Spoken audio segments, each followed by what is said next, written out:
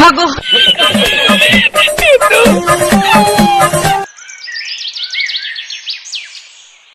এইভাবে লুকি চুরি আর কদিন বাঁচবো? এমএলএ লোকেরা তো বানা খুঁজে পেলে আমাকে মেরে ফেলবে।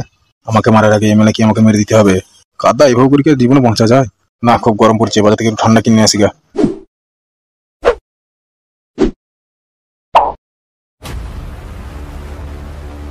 কি হলো সাদা কুকুর, সকাল থেকে খুঁজে বেড়াচ্ছে, এখন হামসাফারকে পেলাম না। কোথায় বাড়া ঘাপটি মেরে বসে আছে এখন? চলো সামনে ওই গাছতলাটা একটু বসি গা। হ্যাঁ হ্যাঁ, চলো চলো।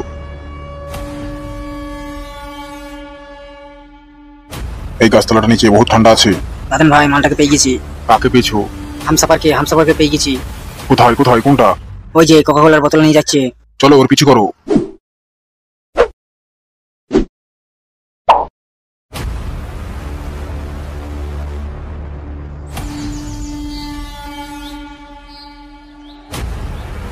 লাদেন ভাই ওই হচ্ছে হামসাফার।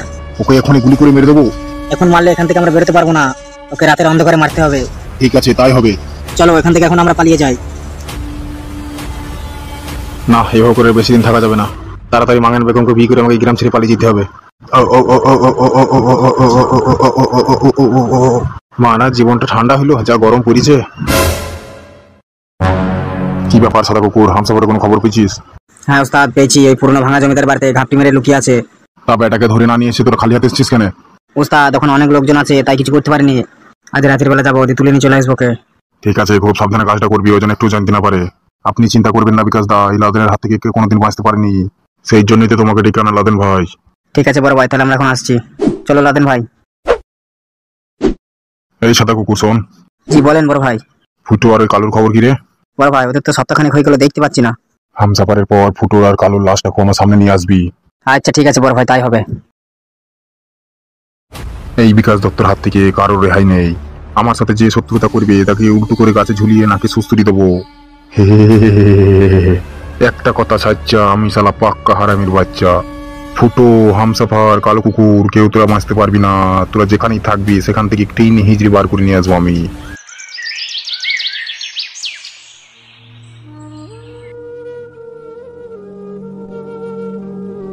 আব্বা ও আব্বা। কে ফুটো, এলি? হ্যাঁ আব্বা এলাম। সারাদিন কোথায় ছিলিস? খাওয়া দাওয়া নেই, কোথায় ঘুরে ঘুরে বেড়াচ্ছিস? এই একটু কাজে ব্যস্ত ছিলাম আব্বা। এই না আব্বা, তোমার জন্য একটা আখ নিয়েছি। খাবে? তুই আখ নিয়েছিস, আমি আখ চিবুতে পারবো এখন?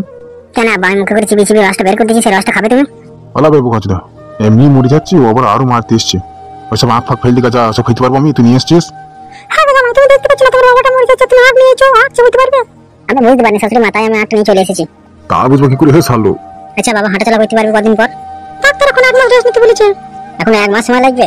আচ্ছা শাশুড়ি মা, তুমি ভালো করে খেয়াল রেখো বাবার। হবে ছোড়া, তুই কোথায় যাচ্ছ?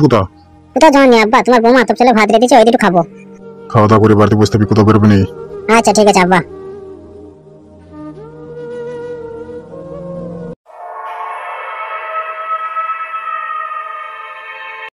মারা এই মশার কামড় খেয়ে খেয়ে আর কদিন কাটাতে হবে কি জানি।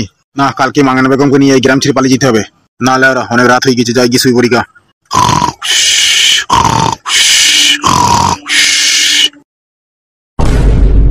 সাদা কুকুর, এটাই তো সেই ঘর আছে বটে না? হ্যাঁ লাদেন ভাই এটাই সেই ঘর। বেশ, চুপি চুপি এসো, কোনো কথা বলো না।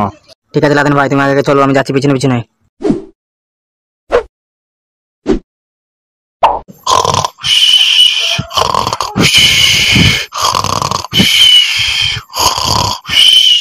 সাদা কুকুর, কোনো কথা বলবে না, চুপচাপ গিয়ে ওর হাত পাটা বেঁধে ফেলবে। কি রে বানা, পায়ে সাপ টাপকে জড়িয়ে দিলে নাকি? সাপ না বেবু কাছে তোর বাপ। কারা বানা তোমরা? কি রে হামসাফার, এত তাড়াতাড়ি আমাকে ভুলে গেলি?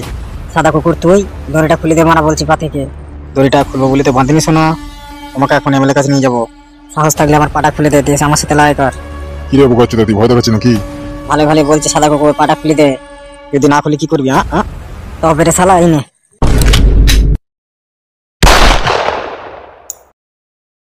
ইয়া লাদেন ভাই, মরে গেলাম। এই সাদা কুকুর, কি হয়ে গেল তোমার?